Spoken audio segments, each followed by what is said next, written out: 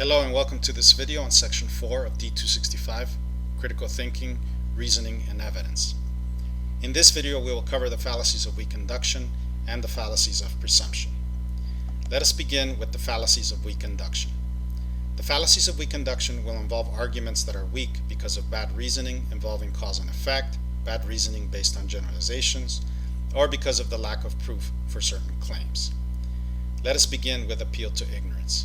Appeal to ignorance occurs when someone reasons from our lack of knowledge that a claim is false or true to the assertion that the claim is true or false. Let us look at two examples. Aliens have visited Earth because nobody can prove that they have not. In this example, the person concludes that aliens have visited Earth based on the ignorance of whether they have visited Earth or not. We are ignorant of whether aliens have visited Earth, but from this ignorance, we should not conclude that they have visited Earth. Let us look at the second example. Aliens have not visited Earth because nobody can prove that they have visited. Once again, a conclusion has been drawn based on the ignorance of whether aliens have visited Earth. The claims made in the premises of both arguments signal our ignorance of whether they have visited or not. It is true that nobody can prove that they have visited, and it is also true that no one can prove that they have not visited. Either way, we are ignorant of whether they have visited, but from this ignorance, no conclusion should be made which asserts that they have or have not visited. Our second fallacy is the slippery slope fallacy. The slippery slope fallacy occurs when someone argues that one event will lead to a series of other events which ultimately leads to a final event, which is usually disastrous. The person who commits this fallacy assumes that there is a causal connection between each event, but this causal connection is not warranted. Let us look at an example. We can't let the government monitor social media. Next, they will listen to our private phone calls and read all our texts. And eventually, federal agents will be spying on every move we make. In this example, the person is implying that the government monitoring of social media will cause them or allow them to listen to our private phone calls, and this will in turn allow them or cause them to read all our texts. The final consequence is that the government will spy on every move we make. Notice that one event does not causally imply the other, and thus the argument is based on an inductively weak assumption. Our next fallacy is the Texas sharpshooter fallacy. In the Texas sharpshooter fallacy, the person selects the evidence that they want, but the evidence that they pick only supports the conclusion that they want or desire.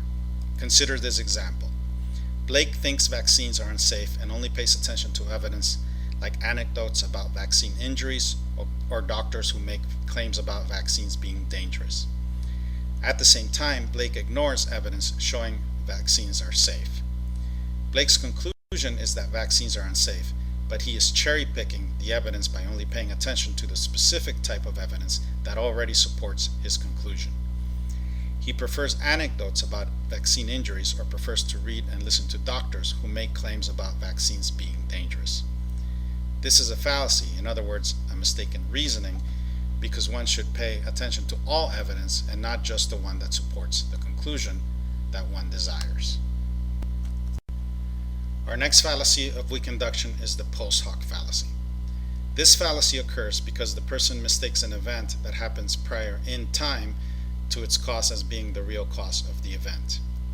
The mistaken reasoning occurs because it should not be assumed that just because one event happens prior in time to a second event, that it, the first event, causes the second event. Let us look at an example. I was born just before astronauts landed on the moon, therefore my birth enabled astronauts to land on the moon. In this example, it is obvious that being born prior to astronauts landing on the moon does not cause the astronauts to land on the moon. Our last fallacy of weak induction is hasty generalization. A person commits the hasty generalization fallacy when they generalize too quickly about a group. This can be a group of people, things, or events. The word hasty can be a good way to remember that the generalization is made quickly.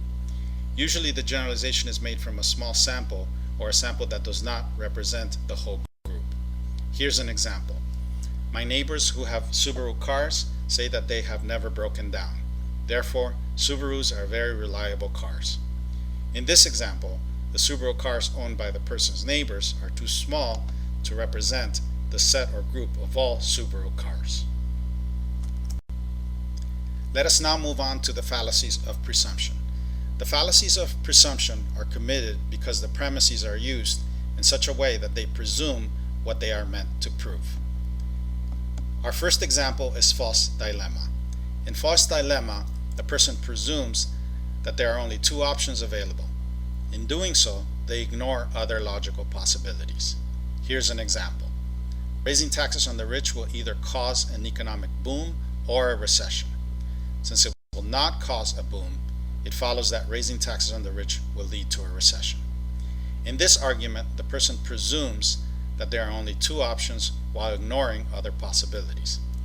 They presume that raising taxes on the rich can only cause an economic boom or cause a recession. This is bad reasoning because there are at least two other possibilities that are ignored. Raising taxes on the rich may slow down the economy without causing a recession, and another favorable option that is ignored is that raising taxes on the rich can increase economic growth short of an economic boom. Our next fallacy of presumption is begging the question. In begging the question, the person presumes that the conclusion, which the argument is trying to prove, is true. Here's an example. Capital punishment is morally wrong because the death penalty is immoral. In this argument, the person is intending to prove that capital punishment is morally wrong, but this is already assumed in the premise because stating that the death penalty is immoral is just to say that capital punishment is morally wrong. Our last fallacy of presumption is burden of proof shifting. This fallacy is committed when one presumes that one's implausible claim is justified unless someone else demonstrates otherwise. The name of this fallacy is very helpful for remembering what it means.